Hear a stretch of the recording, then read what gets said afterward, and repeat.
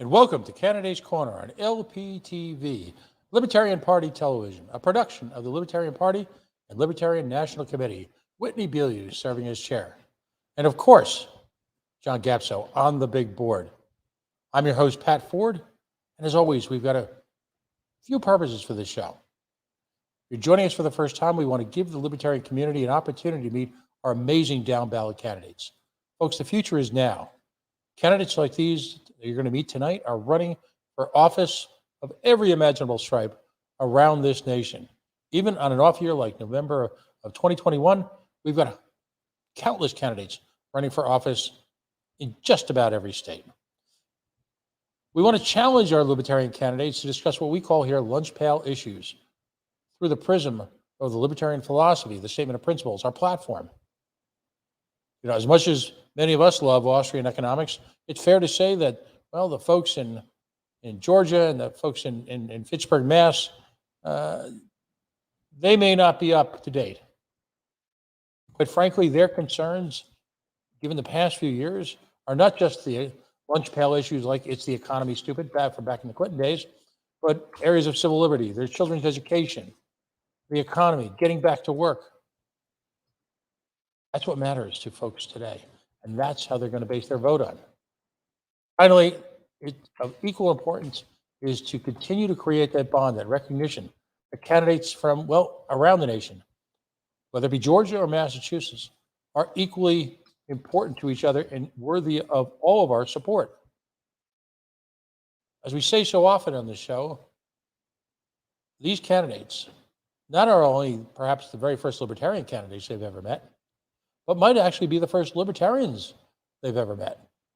And it's up for us to support morally, financially, philosophically, spiritually, all of our candidates as they not only run for office, not to govern, we don't like that word here, but to steward their community resources. I call it proof of concept. I think we can all agree at this point, given what's happened in the last year and a half in this country, that a libertarian presence in government at all levels would have helped at least mitigate the dire impact of this pandemic, not just physically and emotionally, but also financially at literally every level of civic life. A couple of quick notes. We've got some election night coverage we'd like to talk about. So even though it's an off year, and John will be putting this up on the crawl, so you'll be able to see it in a few minutes. Even though in this quote-unquote off year, we've got candidates running, as I said, around the nation, including, but not limited to, the two that you'll meet tonight.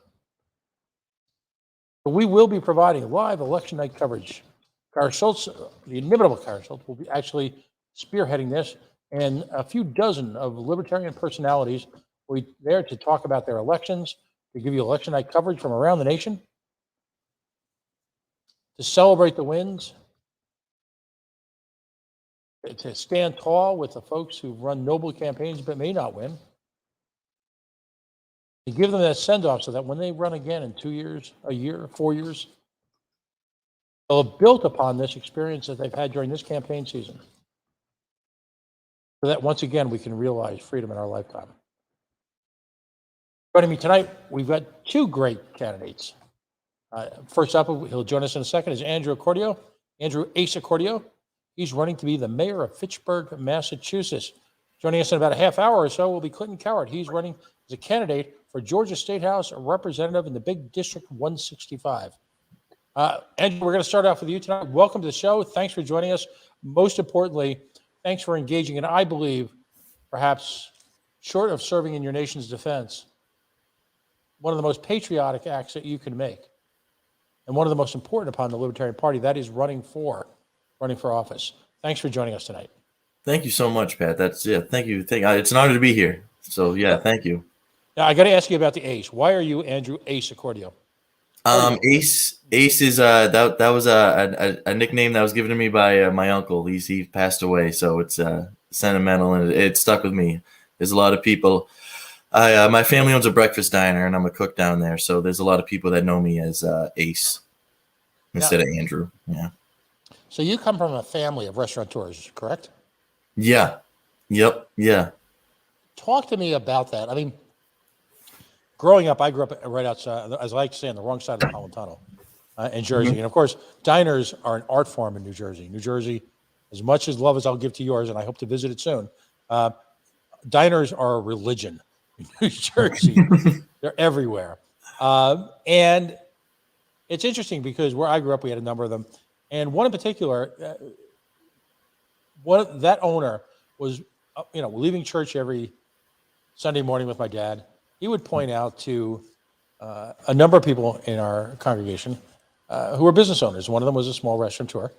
Yeah. And he talked about the hard work and how important it was owning a business to be part of the quote unquote American dream. What has your experience been being in a family with such a rigorous, working in such a rigorous competitive industry? It is, it is. It has been a lot of work. It is definitely a lot of work. I've been getting up at 4:30 in the morning since I was in middle school. On the weekends, Dad had me, started early, and it's a lot of long hours, But like my dad always says, there's nothing like working for yourself. Nothing beats that. So it's a rewarding type of job. So it's more rewarding than you would think, because you are so tied to the community. You get a lot of regulars, or we're thankful enough. January will be 22 years for my family. Wow. At just the place they're at, and my dad's been doing it since '81, and my grandfather was doing it before then. You just your regulars and the people they become more than just customers. They become family, and it's rewarding, and it's cool. It's a great way to make a living. So much of the libertarian movement is connected to what ultimately manifests itself as entrepreneurial activity. Business ownership, independence, self-direction. How has that impacted you on becoming a libertarian?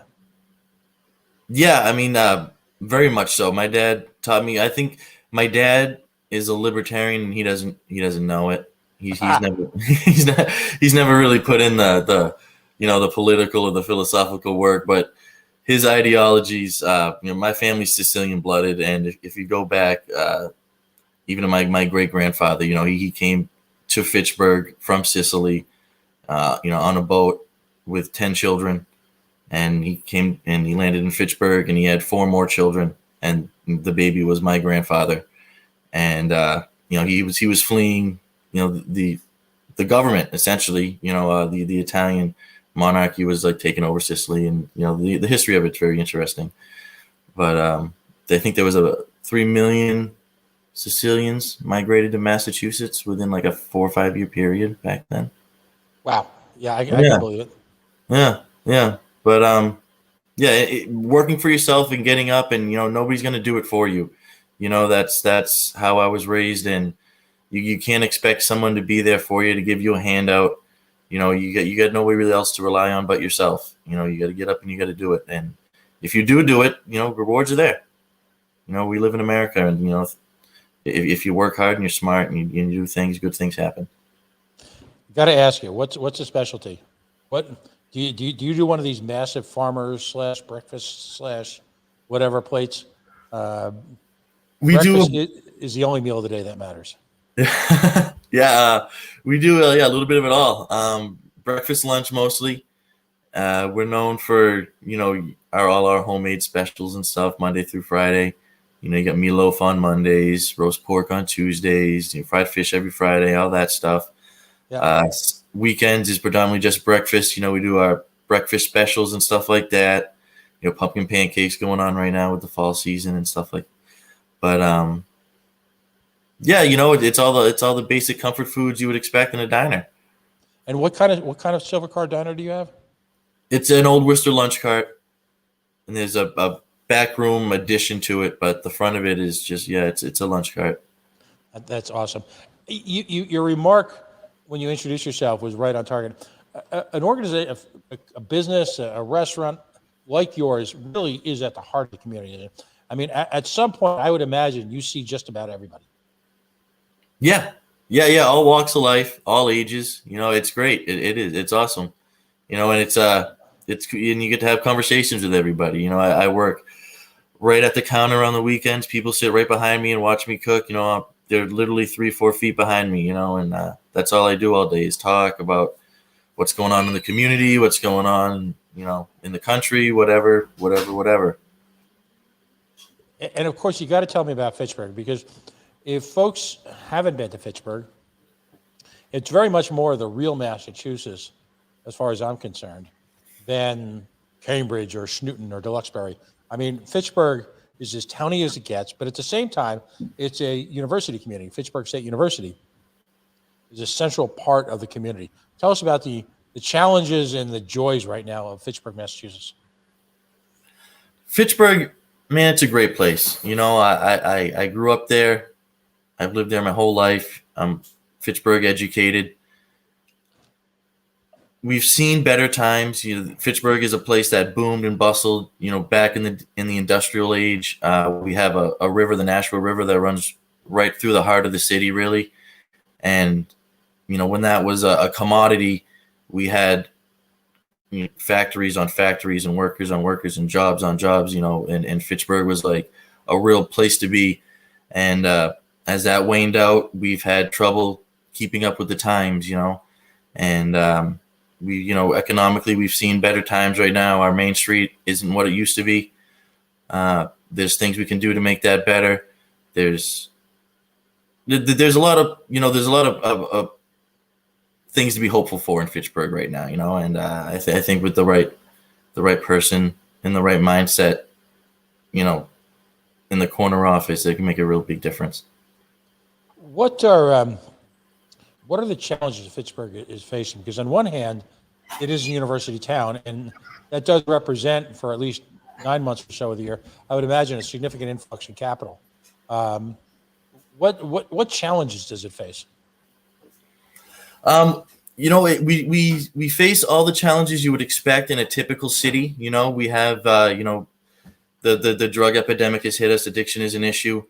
Our crime has gone down greatly. We have a real awesome police chief in town, and he's done a good job. And we have a real great force that's, they're connected to the community. We got a lot of local guys that, know the streets and know the kids and know the families, which is really cool. And we're fortunate to have that. And, economically, it's been an issue.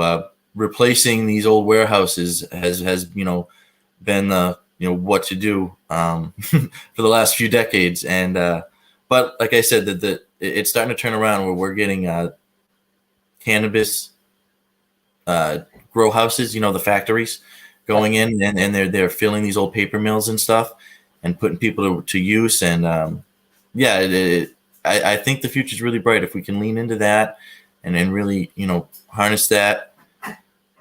There's things that we can do to. Well, I mean, my mind's spinning now, but Oh, it's all good.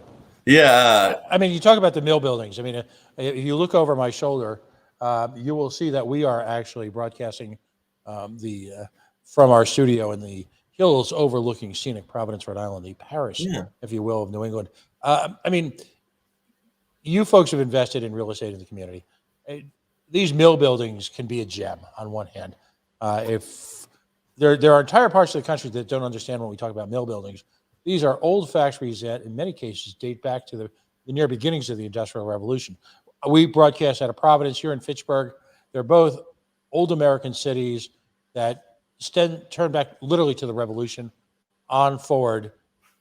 Same types of journeys, ups and downs, and challenges. But these mill buildings represent sort of a larger-than-life capacity. In many of the more bougie towns, and there are many bougie towns, right, in eastern Massachusetts. Yeah. Again, if you go to a Newton or a Duxbury, if they have, in fact, those buildings even exist, they've been converted into high-end condos. Now, in cities like Providence and in Fitchburg, which are more working man and women cities, they represent real opportunities. Are there still a lot of undeveloped mill buildings in Fitchburg? And where is the push, towards housing or towards business? So there was originally a residential push. There was two major renovations that happened probably about a decade ago between Yeah, there's just I don't expect him. But I'm about to go local politics and name all the streets in Fitchburg, but nobody needs to know that right now. No. We want to get the flavor of Fitchburg.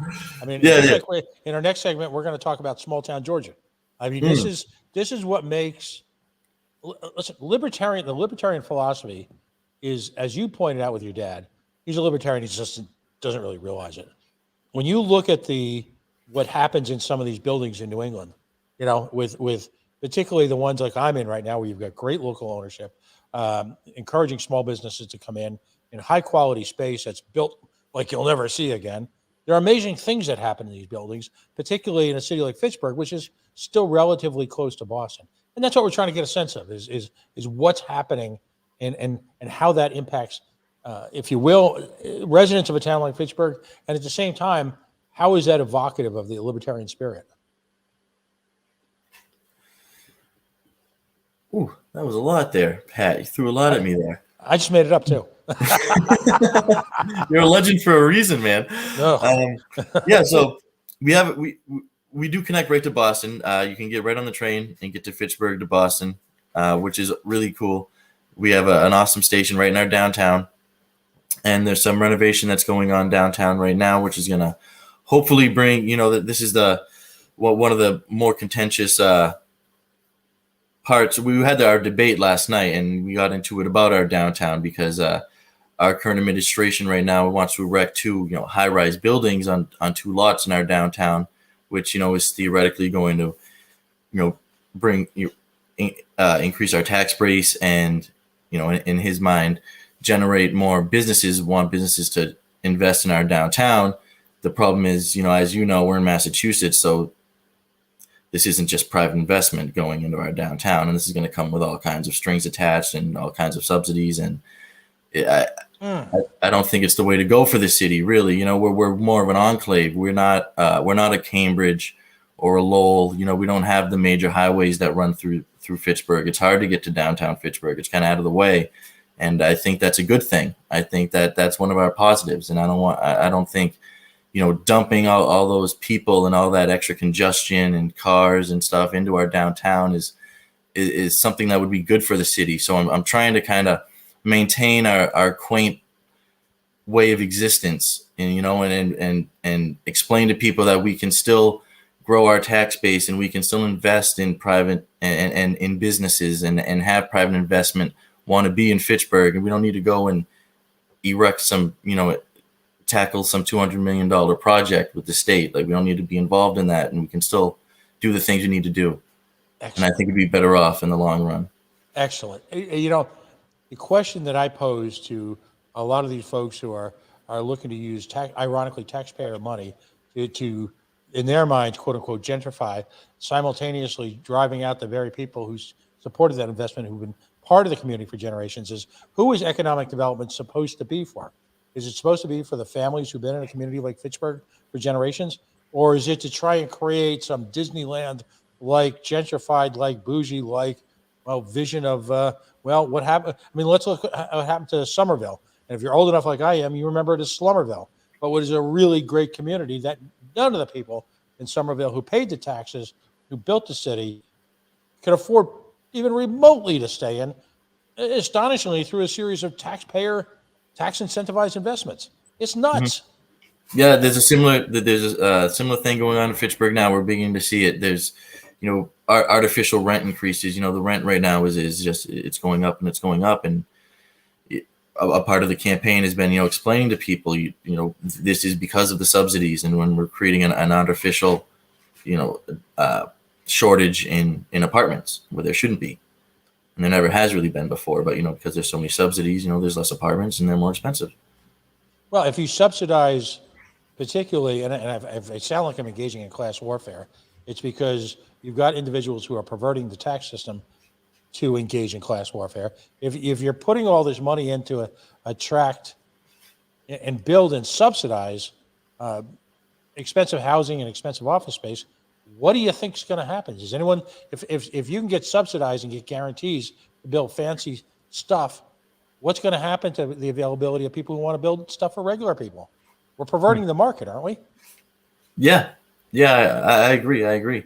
And then the issue with these, with these buildings is, they call it, I forget the term they have, but it'll be part subsidies and then it'll be part fair market, fair market rate.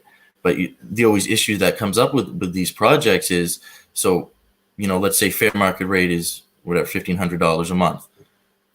And you're going to expect somebody to pay $1,500 a month to live in a building, and they know that there's somebody who's living in the same exact unit as them in the same building, and they're paying a quarter of that, a third, but you know what I mean? And then, so who wants to do that? So then the building stays empty. The people that are staying in the buildings are the people that are on the subsidies. And in theory, the people that are in the buildings are supposed to be, generating business, but people who live on subsidies don't have the extra income to be spending at the businesses. That's why they're living on subsidies. So, it's just explaining to these people how, their circular logic is flawed, is it's always a challenge, but it's fun. And I've been enjoying it. And I've been able to talk to people, mostly on a philosophical level.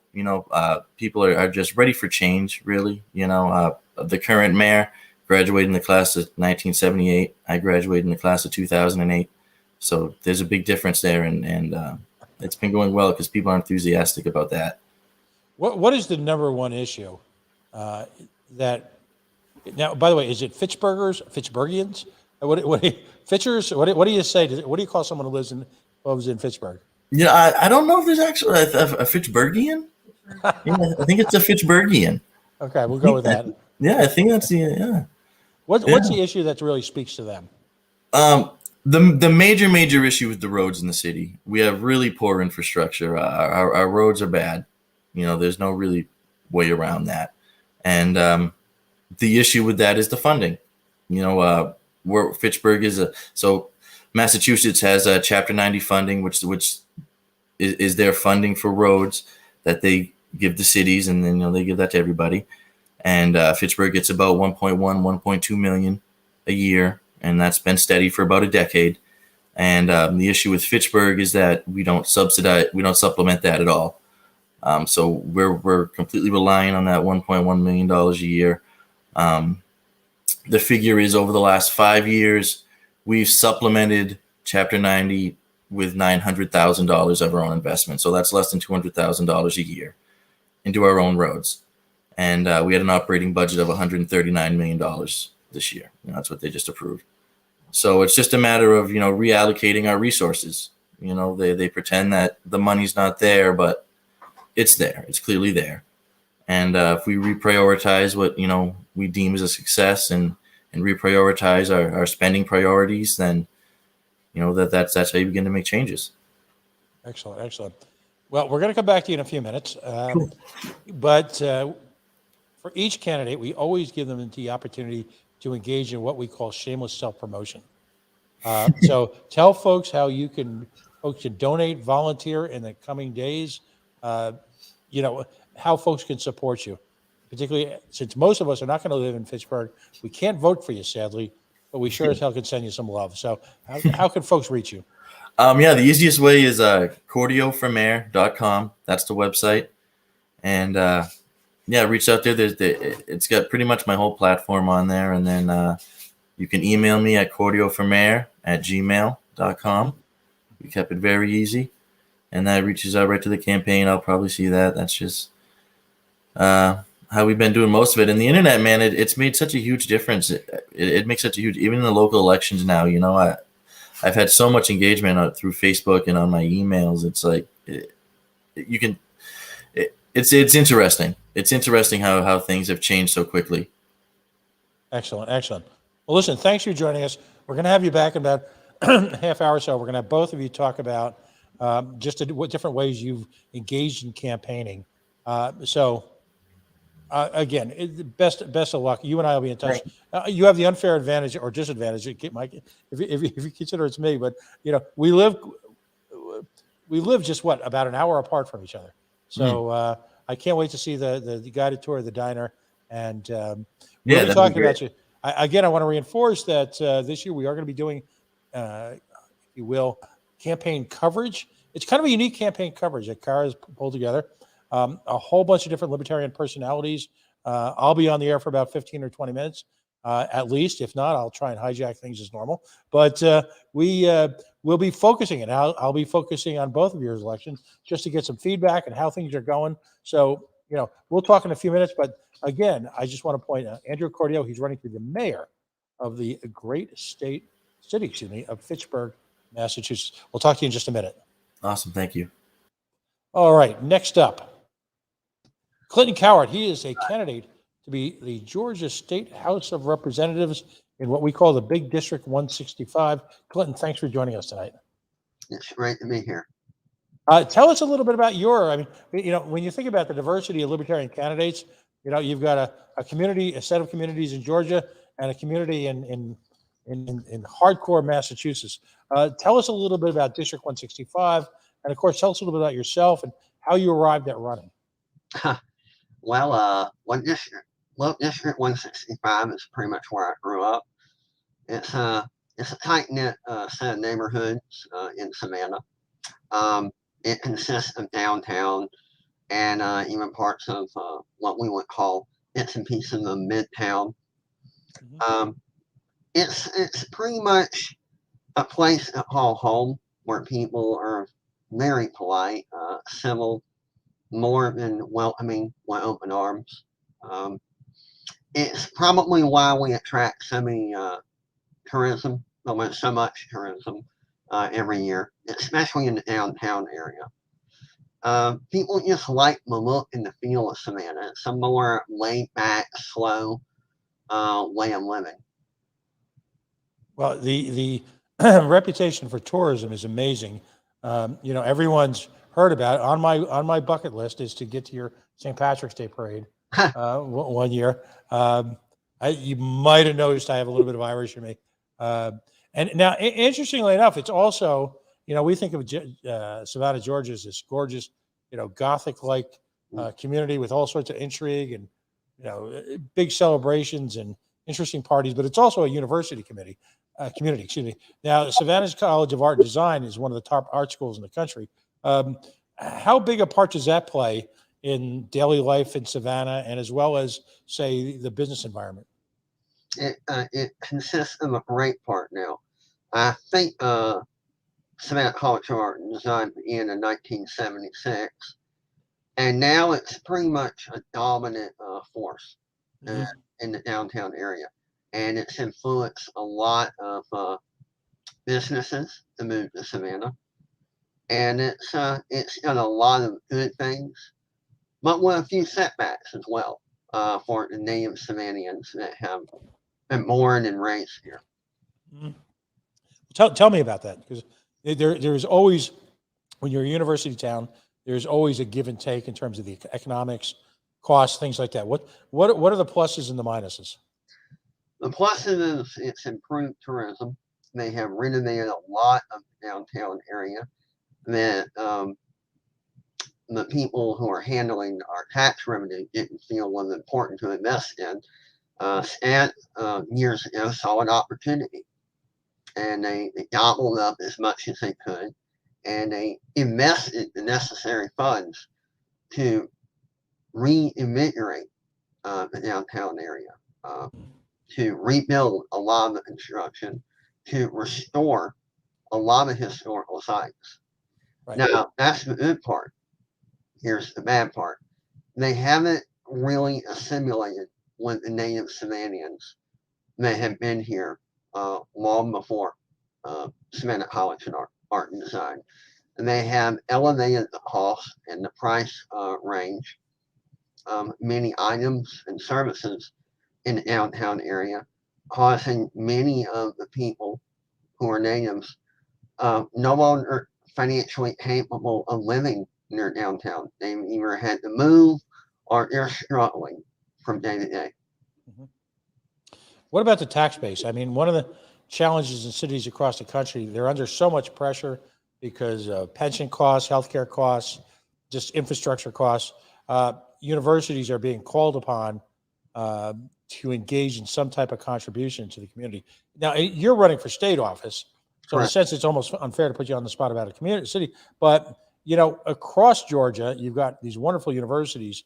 Are they coming to the table and offering money to the communities and/or the state? It depends on the time frame. At the moment, no. It's done a lot for Savannah, but at the same time, Stan is kind of bypassing Savannah and forgetting that, they need to assimilate rather than take over. Right. That's just my opinion. No, understood.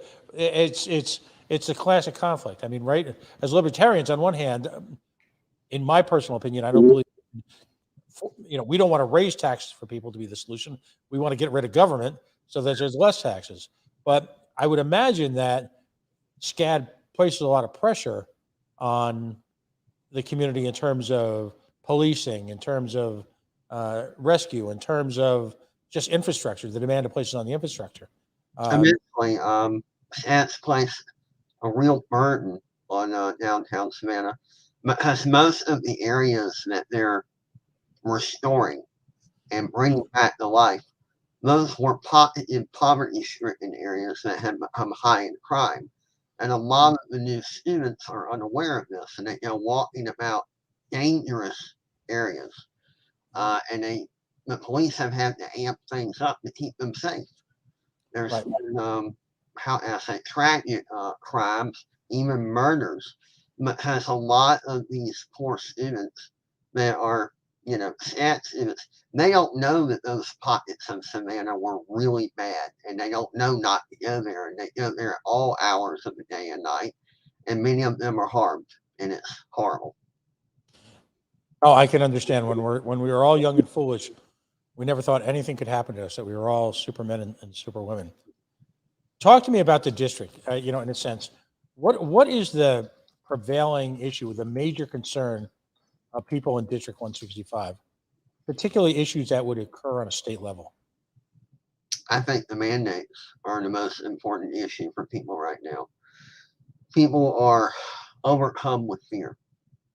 And unfortunately, our current governmental system is only perpetuating that fear, making it worse. They are giving people the illusion of safety and immortality if they simply give up their freedom and give up their way of life. They're imposing ridiculous, standards. They're harming businesses, and they're even harming the children. As you know from the CDC, young children are not in danger from COVID-19 on the level that adults are. They're not the demographic that the virus attacks. Yet even in our elementary schools, kids are being forced to wear a mask, even during PE when they're outside and they're spaced apart from one another. They're implementing testing procedures, and as you probably read recently, a lot of the test kits have been delivering false positives on people who have COVID-19 when they really don't have COVID-19.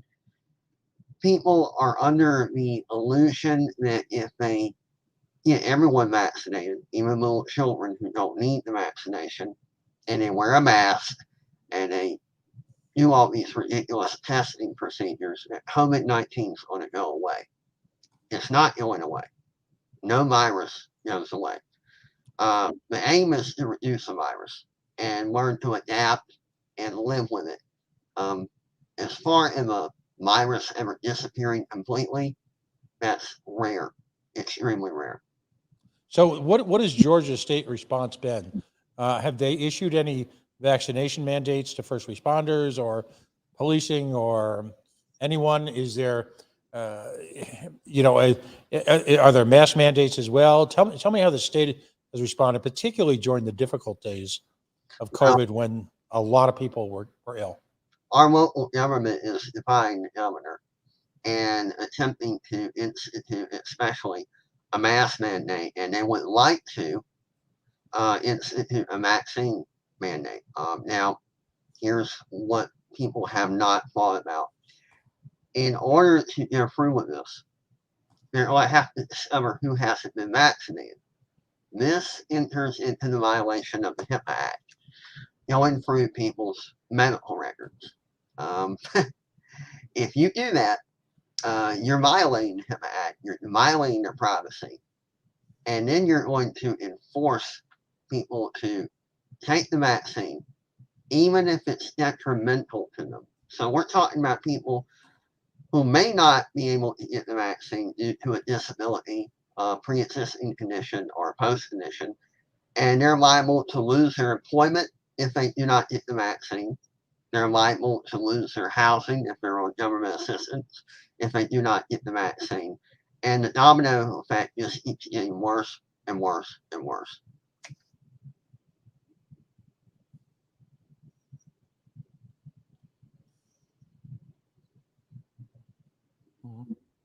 No, I understand that. I'm involved, obviously, as a libertarian.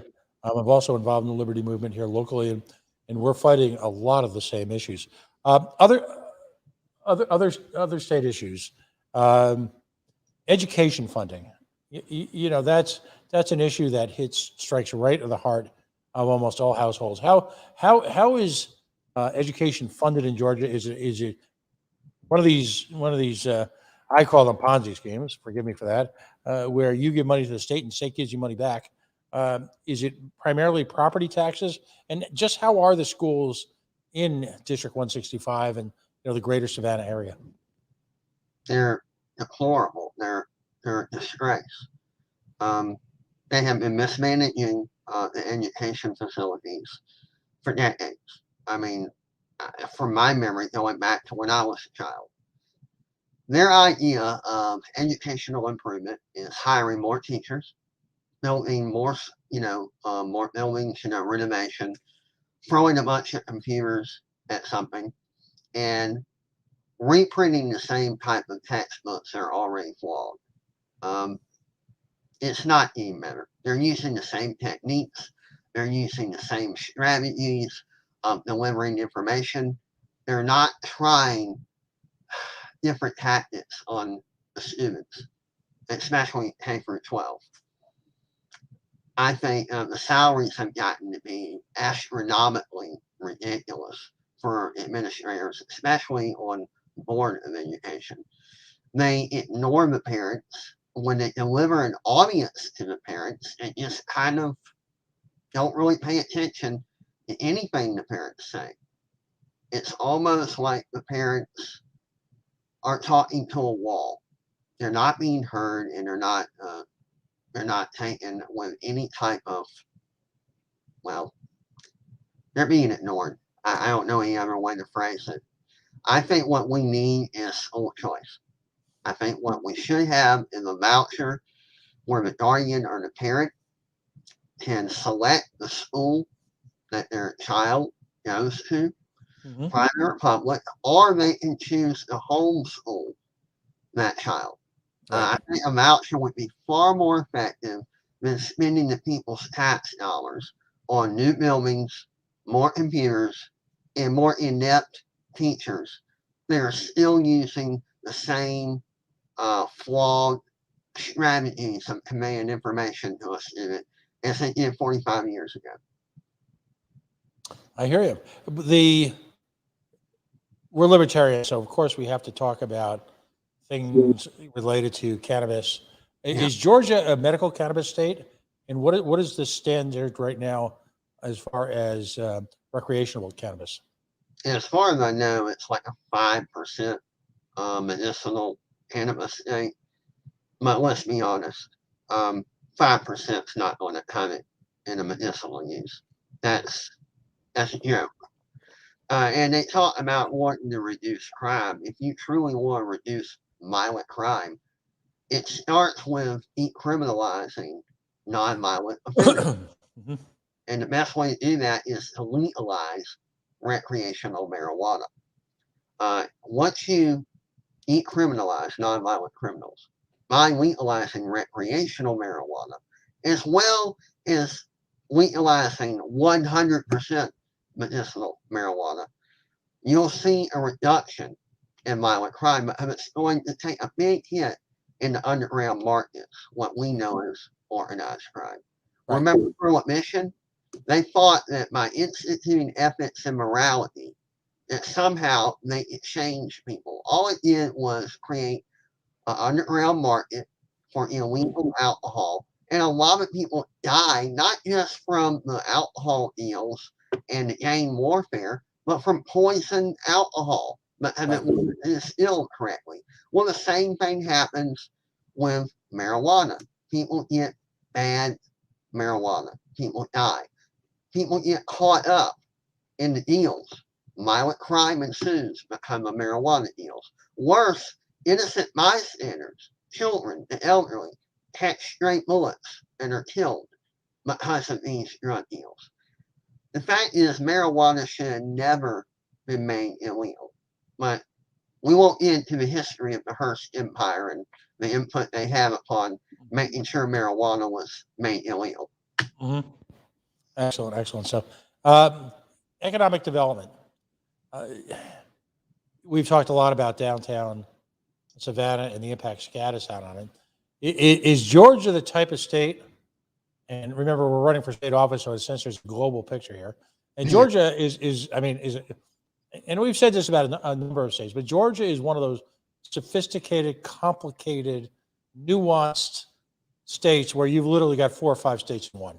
You know, you just do. It's an amazing state if one drives across it and sees the diversity of both geography, of industry. But the state at large, is this one of those states where they're using big bucks and tax breaks to attract big companies? What's the state's approach towards economic development? Well, right now, we don't have transparency. The generalized public can't really see where tax revenue is going and how it's being spent. I think we need to balance our budget in Georgia. We're not in danger like so many other states yet, but I think if we have upon this trajectory of creating more taxes or increasing the taxes that we already have, rather than balancing our budget and allowing the general public to look up how the budget's being spent, we're simply going to make matters worse in the economy, and we're going to take a big fall. So you've got, as seemingly it's typical, you've got the state economic development people just sort of clouding it in mystery. Sort of Harry Potter-esque approach to, we'll let you know what we're doing when you need to know it.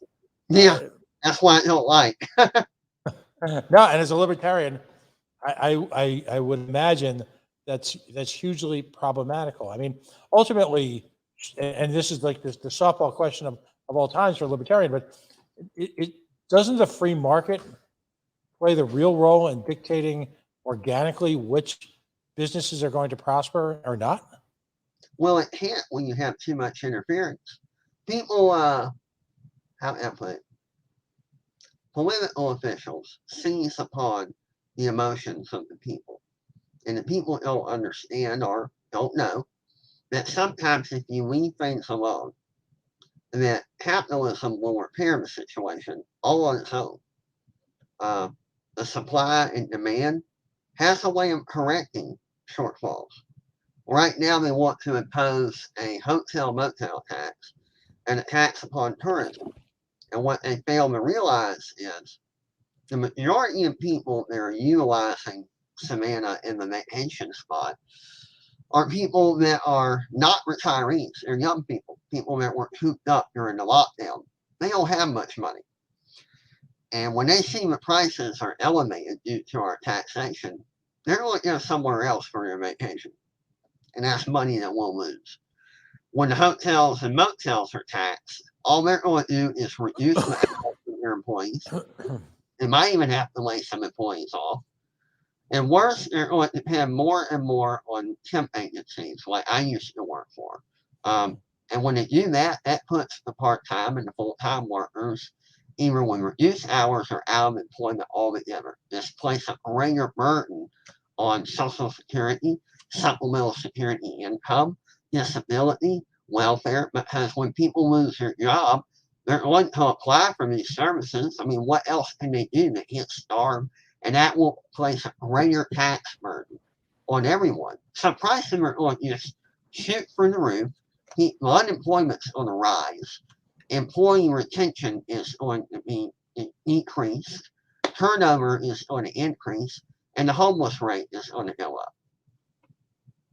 Yeah, it astonishes me when you're in a position to be fortunate enough to have a tourism industry in your state, because not all states are gifted with that, and that you would by onerous taxes make it, kill literally the golden goose. Governments fail to understand that they're in competition, particularly with tourism, with literally hundreds and thousands of locations around the nation. And yes, when I know when I go to a city like New York, I just can't remotely pretend to understand why I need to spend $40 or $50 a night on an already expensive hotel room or some pretty poorly delivered goods and services, if you will. But they pile it on, they lard it on, and they fail to understand fundamental economics. Well, they fail to understand that you can generate a profit through volume. You don't have to do the things that they want to do. And the reason they keep wanting more taxation is they come up with all these government programs to help the people. And they're wonderful in intention. What they don't understand is if people are out of work and less people are paying taxes, you're not going to get the money for all those programs you dreamed up. Right. So you're sitting there, you're counting chickens, what do you call it, the metaphor? You're counting your chickens before they hatch. You're counting money that you haven't even generated in tax revenue from a set of taxes that's going to put people out of work where they can't pay that money. Right. It's like they don't see the big picture. Well, we're going to do this wonderful program. We're going to do this wonderful program with the new taxes and the tax increases that we're proposing. Well, no, if you do all those taxes, you're going to put people out of work, and you're not going to get any money for all those programs. It's going to crumble. Excellent. Well, Clinton, first of all, I failed to give a shout out in the first segment to Ashley Sade, the great chairperson of the state of Massachusetts. And I would be remiss if I did not say, amongst several great Georgians, Shane Hazel, of course, comes to mind. Chase Oliver, who's running for Senate, comes to mind. But a special shout out to someone who'd probably like to forget this, but my once roommate, Ryan Graham, who's the chair of the great state of Georgia Libertarian Party. That guy actually had to suffer through a 3-day conference with me and us being roomies. So for that, I will always give him props. But as I mentioned in the first segment, we love to engage in shameless self-promotion here. So before I bring back Andrew on for our last couple minutes of talking together, tell us where folks can find you on the web, where they can donate, where they perhaps can volunteer in the last few weeks of the campaign. Give us a snapshot of that. All right. Just go to CowartForGeorgia.com. That's CowardForGA.com. And there's a contribution button. And I do believe they're in the contribution panel on the home page when you first get on. You can also find me on Cowart for Georgia on Facebook. We have a Facebook group. And you can follow my background. You can see my platform. You can see why I want to get rid of qualified immunity. You can follow me on my ideas for ending certificate of need. And you can find out all the reasons why I want to do or not do something. A lot of people have been a little confused on why I want these things. What I want is I want to give a better employment opportunity to the people of my district. I want to reduce violent crime, and I want to stop people from being taken advantage of by medical policies they don't really understand and they're being lied to about. One of the big things is certificate of need, which is going to create monopolies that end up hurting the patient and making it where the patient has no options, and their prices will go up, even if they're on Medicare and Medicaid. And if the hospital and clinic prices go up, the services of Medicaid and Medicare will be reduced. And this is what a lot of people don't know. if we expand Medicaid before we repair it, and then the services are going not only be reduced, the quality is going to be in the hands of a bureaucrat. And I know if I need a kidney, I would rather that be decided by my doctor and the donor rather than a bureaucrat on some panel. That's just me. Excellent. Well, hang tight there for a second. We're going to bring up Mr. Cordio again. And while John is doing that, I want to remind folks that on November 5th to the 7th of this year, right after the election, after we've had a sort of next day nervous breakdown, the Libertarian Party of New York is going to host the biggest events of the year, the Empire State Freedom Summit. And all sorts of guests, important.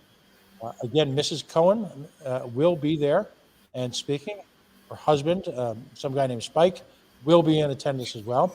But let me go down the list of speakers. Scott Horton, all right, synonymous with the libertarian peace movement, unparalleled mind talking about Middle Eastern, the Middle Eastern political situations. He'll be there. Thomas Queter, not a quitter. He's been on this show a number of times. Chair of the Shenango County Libertarian Party and 2022 candidate for state senate will be there. Chrissy Wichers will be there. Caitlin Cloven will be there. Dan Fishman will be there. It just and of course Karen Ann Harlos is going to be there as well to speak at the Sunday afternoon lunch. That afternoon will be the Libertarian LPNY State Committee meeting with their own agenda, but it's going to be an astonished week. Your host will actually be there and to give a half-hour, if you will, presentation on earned media, something I'm looking forward to doing for the very first time. So a number of states are having these events. They're great to attend. You're going to meet libertarians that you've only seen digitally, met digitally. It's been a while since we've had a full national in-person convention. So if you didn't get a chance to make Pennsylvania, even if you're not from New York, it is worth the drive. And there are selective sponsorships and tables still available at very reasonable rates. Reach out to Tony DeRazio at LPNY. And of course, just Google Empire State Freedom Summit, and you'll find out all sorts of information. And kudos to these state parties that are going out and hosting events. They're a lot of work. They're great fundraisers.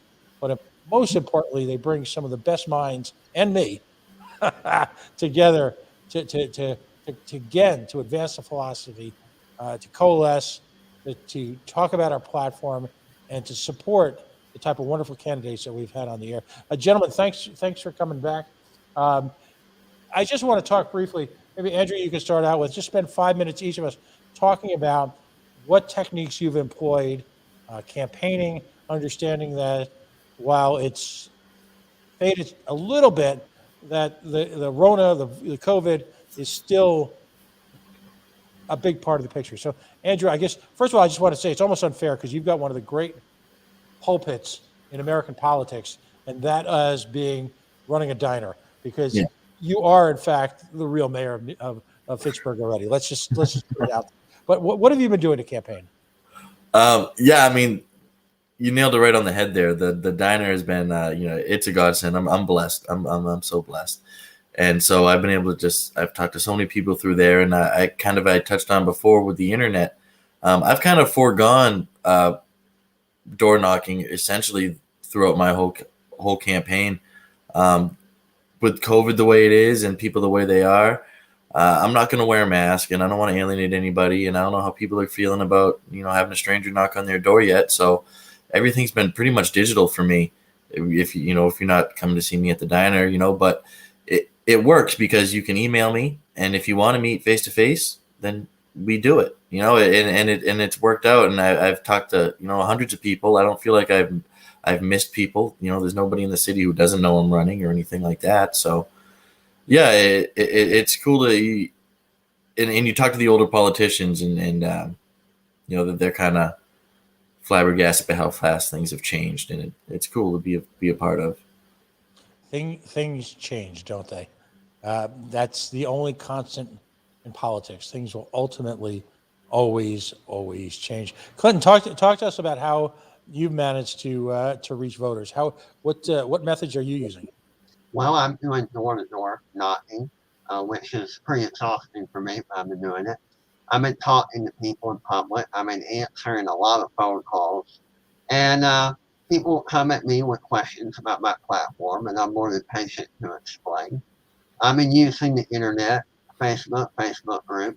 I barely touched on Instagram.